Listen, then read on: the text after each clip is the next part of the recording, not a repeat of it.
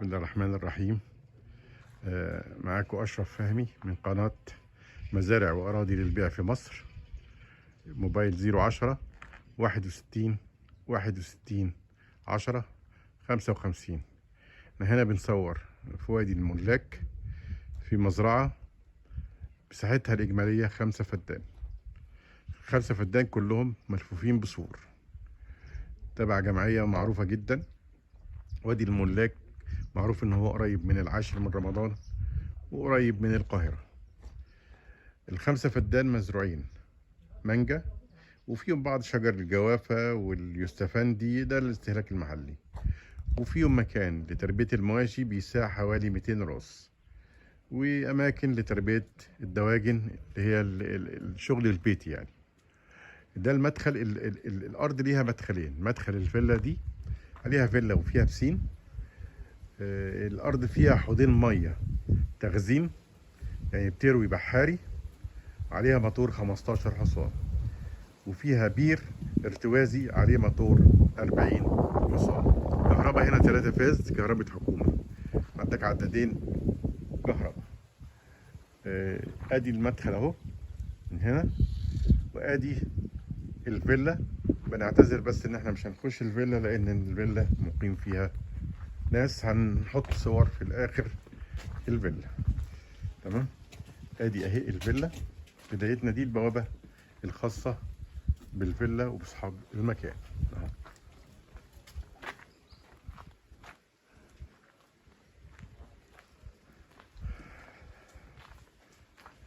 هنخش كده، نخش على الجنينة بتاعت الفيلا، وادي اهي، وادي الفيلا من الخلف.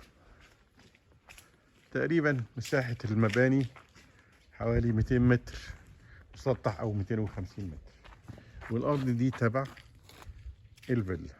طيب هنخش نصور البسين اهو.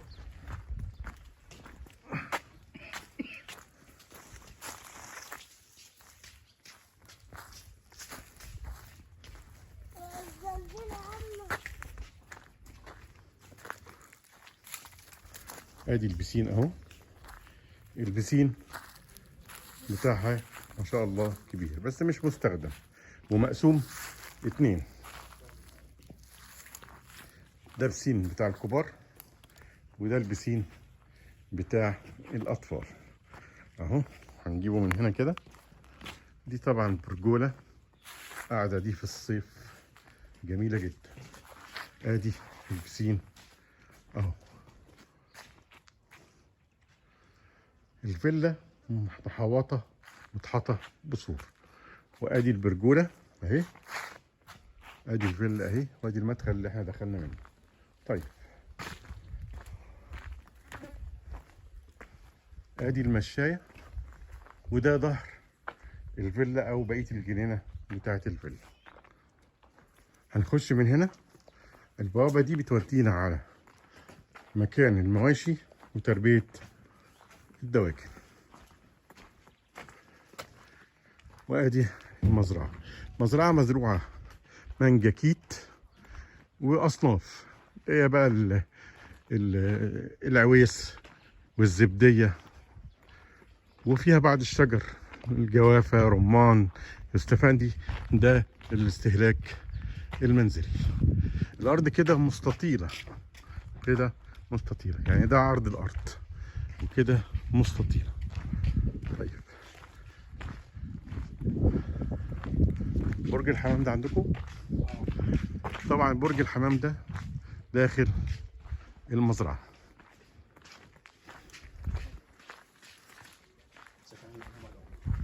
ده سكن طبعا للعمال، عايز تتوظف، انما هو مكان كسعة مكان كويسة طبعا. ده سكن العمال اهو اهو. وكده هنخش على ده. ايه ده؟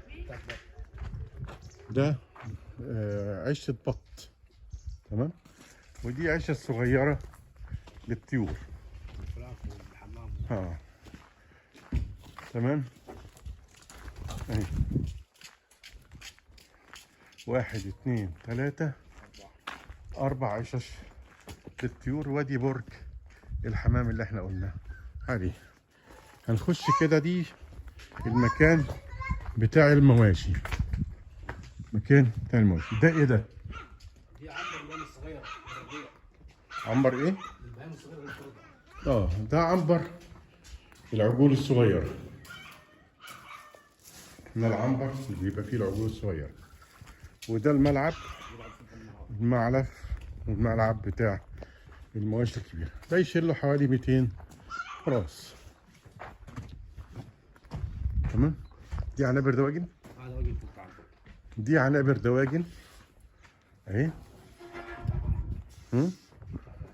ده بهايم اهو. عنبر مواشي ما شاء الله، الله اكبر، حاجه كبيره يعني. بيته فيه بالليل. ده عشان المواشي تبيت فيه بالليل اهو. يبقى ده ملعب ومعلف برضو. وده العنبر اللي بيتوا فيه بالليل. هنطلع فوق. العنبر بتاع المواشي ده اللي فوق ده عنبر دواجن.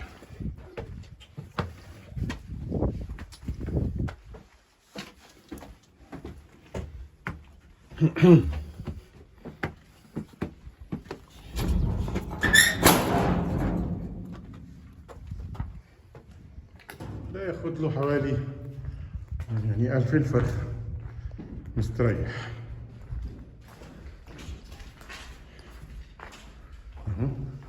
هو مقسوم نصين.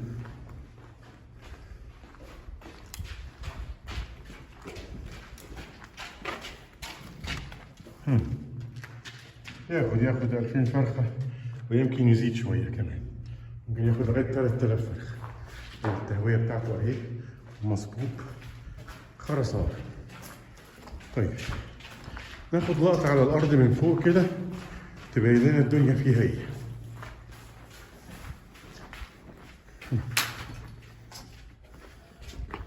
ادي برج الحمام اهو. وادي الأرض اهي بتاعتنا اهي. السور الأبيض ده، السور الأبيض ده طبعا في حاجات فيه. الصورة من فوق صورة. هنطلع فوق خالص نصور الأرض كلها من فوق.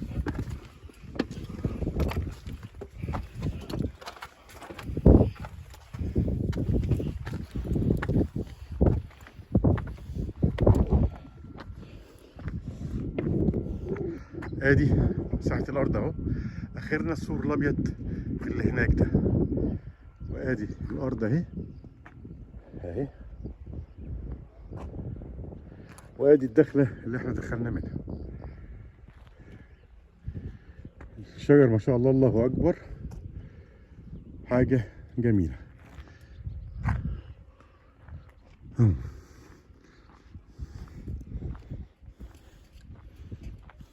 اللي داخلين فيه هناك ده ايه؟ دي غرفة الموتور. الغرفة البيضاء اللي هناك دي غرفة الموتور البحاري. طيب ودول حضن المية صح؟ المية الواحدة بتاع اللي عايز يتربى فيه سمك، عايز تعمل ده حوض مية كبير اهو. هننزل نصور. ده ايه ده؟ بهايم على البهايم اللي عايز تعمل بهايم يعني.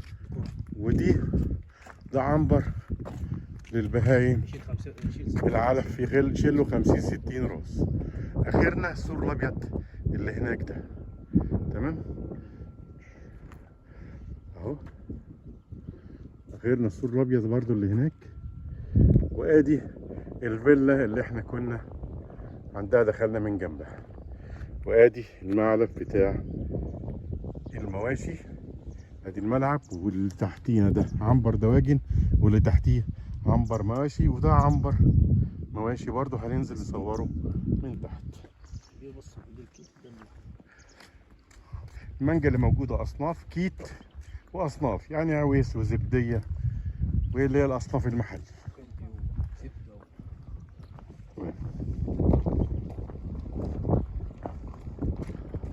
ادي الأرض هي. أنا حبيت أجيبها لكم من فوق. حاجة ما شاء الله الله أكبر جميل.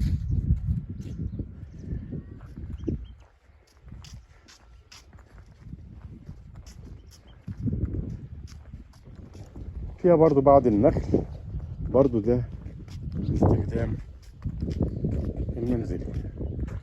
اهو ننزل بقى ايه، نفصل الفيديو كده. نزلنا من السلم ده واتفرجنا على نابر وصورنا الارض من فوق. يبقى كده مكان المواشي الرضيع هنا بالنهار، وده المكان اللي بيبيتوا فيه. دي طبعا السلك ده واللي فوقيه مع برج الحمام ده بتاع الطيور. تمام. ده معلف مواشي برضو. دي الامهات اللي هي امهات العجول اللي بترضع الرضيع. ده برضو ملعب، وده العنبر بتاعهم اللي بيبيتوا فيه. طيب طبعا ده ميزان ومخزن، مخازن للعلف.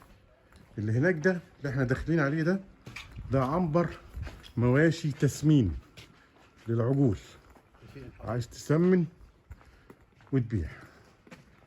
ده المخرج التاني بتاع العنبر اهو.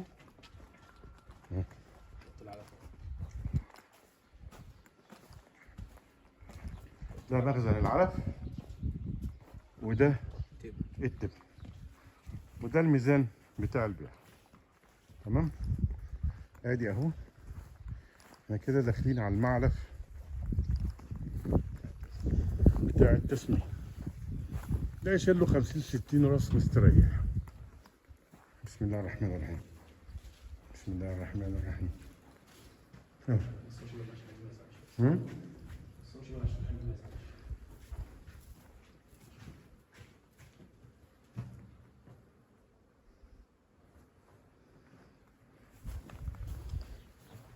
انت مش عايز تصور ده هي؟ هشيلها لك. ده الجزء ده بتاع المانجا المحلي. طيب. وده موتور رش تبع المزرعة طبعا، والعربية المقطورة دي تبع المزرعة.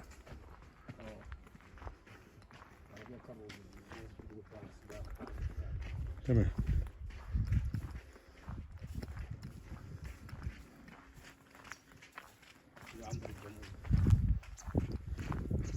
ده عنبر طبعا اللي على اليمين ده سلك عنبر جاموس الحلاب. ربنا يوسع الناس كلها يا رب ويرزقهم الرزق الحلال. بتاع كده يعني. ده الحوض اللي بيتخزن فيه الميه البحاري، وممكن يتعمل سمك، يتحط فيه سمك. حوض كبير طبعا ما شاء الله، الله اكبر. هنكمل بقيه الارض اهي. اخرنا السور اللي هناك ده، وده برضو مواشي. كل ده للمواشي. ده اغنام، اللي هناك ده اغنام. تعالى تعالى تعالى. ده كده ادي البوابه التانيه بتاعت المزرعه. دي بقى اي هرس على المزرعه بيخش من البوابه دي. علف، مواشي، بيع، دخول، بعيد عن مدخل الفيلا خالص. وهي الارض اهي، شجر المانجا اهو ما شاء الله، الله اكبر عليه، حاجه محترمه. يبقى 5 فدان متحوطين بسور، عليهم فيلا متحوطه بسور فيها بسين، معارف مواشي، مع اماكن لتربيه الغنم واماكن لتربيه الطيور، وعنبر دواجن بيشيل له حوالي 2500 كتكوت او 3000 كتكوت.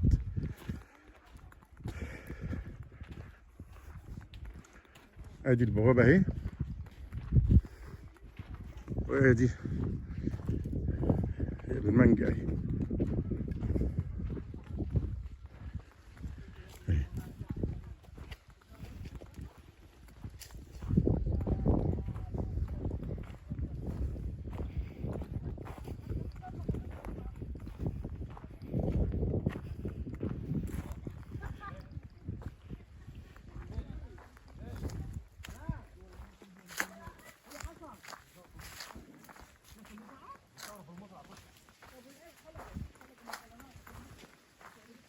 ادي اهي احنا ماشيين كده في المانجا.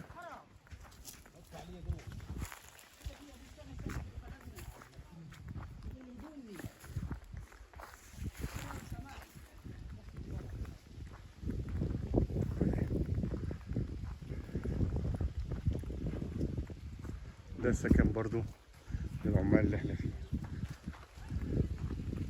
تعالى تعالى سيبهم تعالى. ماشي مفيش مشاكل اهو. ده سكن للعمال، هناخده على السريع برضو، ما في ناس قاعده يعني. ها؟ فين؟ اهو تعال.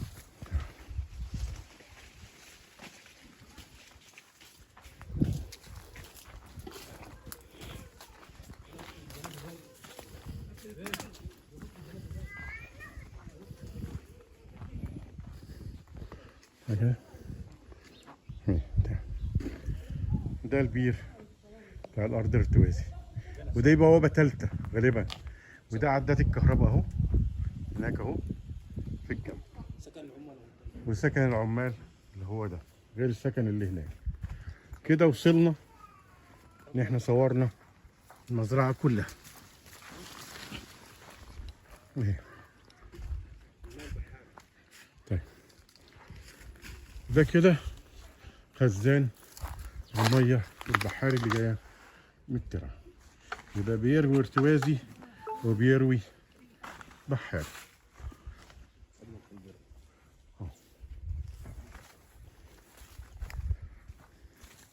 كده احنا متجهين ناحية الباب بتاع الفيلا.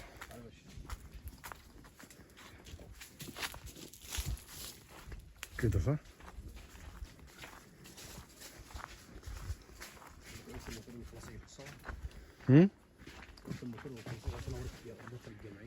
الموتور ايه؟ الحصان بتاع بتاع المزرعه، نسج المزرعه. تمام كده صح؟ ده الموتور لسية المزرعة اهو 15 حصان. ده البحاري. دي الفيلا اللي هناك اللي باينة اهي. وكده يبقى احنا وصلنا لنهاية الفيديو. ده الصورة اهو بتاعنا اهو. ده سور طوب وبرضه مزروع ليمون، يعتبر سور واقي برضه يعني، والليمون من الزراعات الحلوة اللي بتجيب فلوس يعني.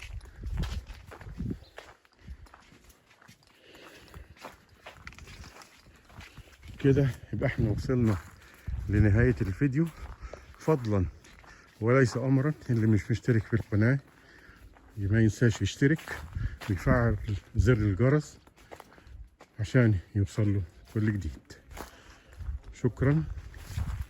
كان معاكم اشرف فهمي من مزارع واراضي للبيع في مصر. تليفون 010 61 61 10 55. شكرا. هنقول بقية الوصف والسعر في صندوق الوصف بتاع الفيديو. صندوق الوصف بتاع الفيديو سهم على الشمال كده تحت الفيديو، بتدوس عليه يفتح لك صندوق الوصف اللي هو تحت عنوان الفيديو.